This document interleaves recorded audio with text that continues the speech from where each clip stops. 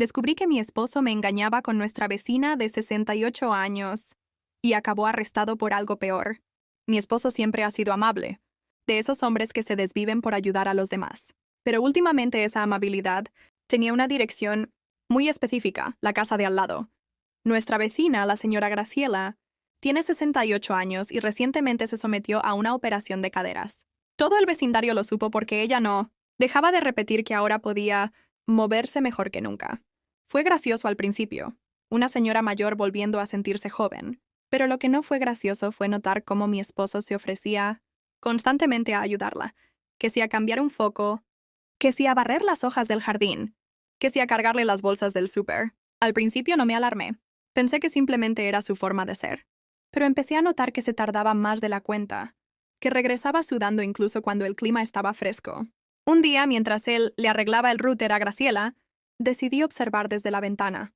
Lo vi entrar con una caja de herramientas y no salir durante 2 horas. La duda me carcomió por días hasta que una noche, mientras dormía, su celular vibró.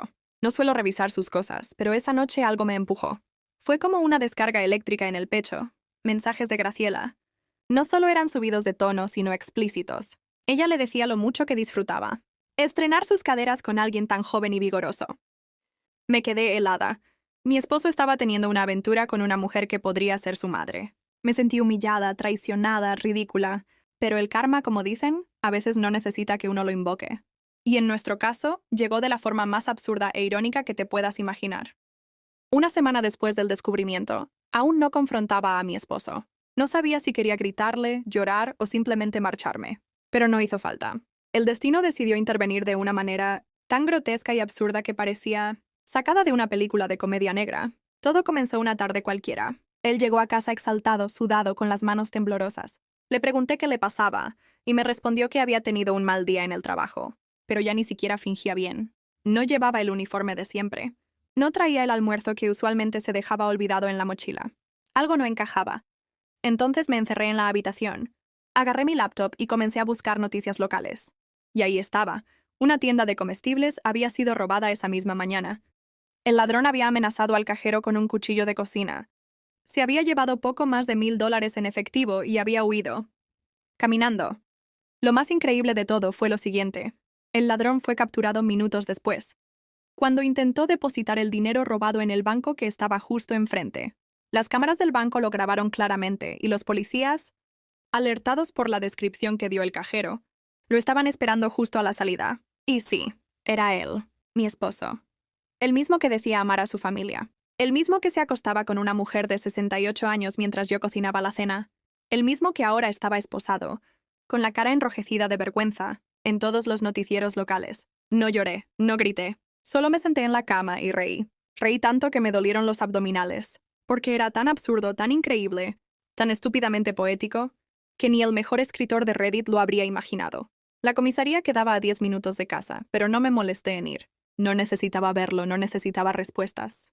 Ya lo había visto todo. Sus mensajes, su traición, su estupidez. Al día siguiente, la policía vino a recoger algunas pertenencias de él. Me preguntaron si sabía algo del cuchillo que había usado, porque coincidía con uno que faltaba de nuestro juego de cocina. Asentí sin mostrar emoción. Era el cuchillo para pan. Siempre le dije que no debía usarlo para otras cosas. La señora Graciela, por su parte, desapareció. Cerró las cortinas, bajó las persianas y no volvió a salir en días. Pero yo sabía que estaba ahí, porque su buzón se llenaba de catálogos. Su coche seguía estacionado, y en las noches se oía su televisión. No tenía cara para enfrentar a nadie, aunque en el fondo tal vez sí la tenía. Solo que esta vez no tenía a quién seducir con sus nuevas caderas. Me llamaron para ir al juicio. Al parecer, él quería que yo testificara a su favor, que dijera que había estado pasando por problemas mentales, que estaba deprimido, que el dinero era para una urgencia familiar. Pero no mentí. Dije la verdad, que era un hombre que cometió un acto estúpido, que me engañó, y que después robó una tienda como si viviera en una caricatura. Lo sentenciaron a 6 años. Quizás salga antes por buen comportamiento. No lo espero. Hoy duermo tranquila. No porque él esté preso, no porque la señora de al lado ya no me molesta, sino porque entendí que no todos los cuentos necesitan justicia poética. A veces la vida simplemente se encarga, de forma torpe, extraña, pero suficiente. Las primeras semanas después del juicio fueron silenciosas. El tipo de silencio que no molesta, sino que cura. Me levantaba temprano, hacía café, Ponía música suave y me sentaba en la terraza a mirar el cielo. Nadie tocaba a la puerta. Nadie me pedía favores. Nadie inventaba excusas para irse con la vecina. Y por primera vez en mucho tiempo me sentí libre dentro de mi propia casa. Mis amigas, esas pocas que sabían algo, me escribieron con frases hechas: todo pasa por algo. El karma nunca falla. Eres fuerte. Pero yo no necesitaba eso, porque más allá del drama y lo grotesco, entendí algo fundamental. Había estado viviendo con un extraño.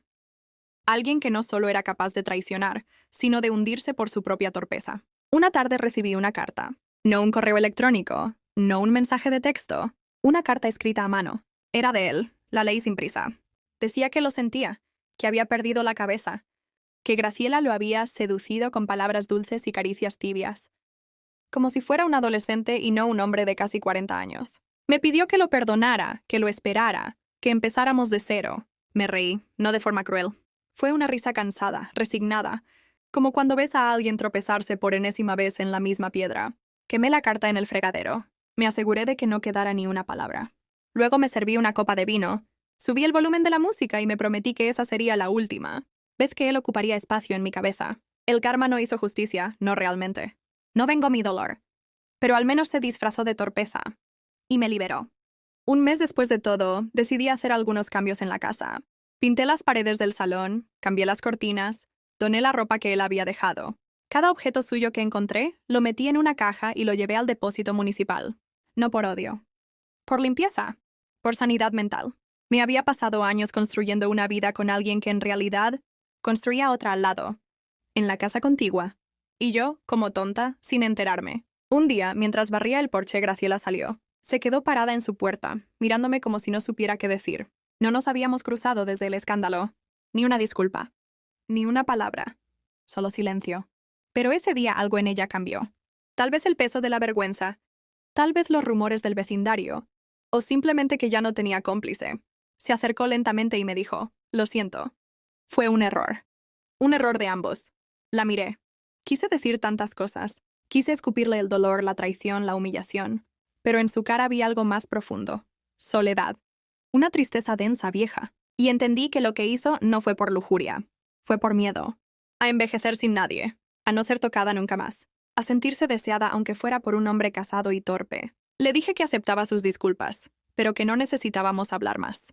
Que cada una siguiera su camino. Ella asintió y se fue sin volver la vista. Esa fue la última vez que la vi. Desde entonces, he aprendido a reírme de todo esto. No porque no haya dolido, sino porque negarlo sería como volver a caer. Y si algo aprendí es que la vida te empuja al borde, pero también te da alas si decides saltar. Con el tiempo, la historia se convirtió en una anécdota lejana, de esas que uno cuenta en voz baja, entre risas incrédulas y miradas de asombro. A veces me preguntan si inventé todo. ¿Un esposo que engaña con una vecina de 68 años recién operada? ¿Un robo estúpido con final predecible? ¿Un depósito bancario al otro lado del crimen? Suena demasiado ridículo para ser real. Pero es cierto. Tan cierto como el hecho de que sobreviví a todo.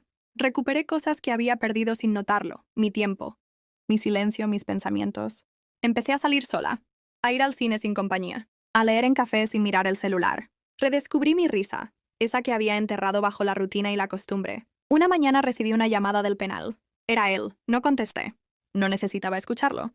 Ya había tenido suficiente. Lo bloqueé y seguí con mi día como si nada. Porque nada, absolutamente nada de lo que pudiera decir, cambiaría los hechos. Graciela, según supe por otra vecina, vendió la casa y se fue a vivir con una sobrina. Nadie la vio marcharse. Solo despertamos un día y ya no estaba. Como si se la hubiera tragado la tierra. Hoy miro hacia atrás y no siento rabia. Ni siquiera tristeza, solo una especie de gratitud extraña. Porque todo eso, por muy retorcido que fue, me obligó a despertar. A ver lo que me negaba. A soltar lo que no tenía arreglo. Dicen que el karma a veces se retrasa, o que simplemente toma formas inesperadas. En mi caso llegó disfrazado de torpeza, de deseo mal dirigido, de decisiones absurdas. Y fue suficiente. No soy víctima. No soy heroína. Solo soy alguien que aprendió a no ignorar las señales. Y que cuando todo ardió, supo caminar entre las cenizas y seguir adelante. Y así termina esta historia. A veces la realidad supera la ficción, ¿no creen? Si te gustó este relato y quieres escuchar más historias como esta, llenas de drama, giros inesperados y un toque de locura, no olvides suscribirte a Vox Online. Cada semana subimos nuevas historias que no te dejarán despegarte de la pantalla. Activa la campanita para que no te pierdas nada y déjame tu opinión en los comentarios. ¿Qué habrías hecho tú en esta situación? Gracias por escuchar. Y nos vemos en el próximo video. Vox Online. Historias que no podrás dejar de escuchar.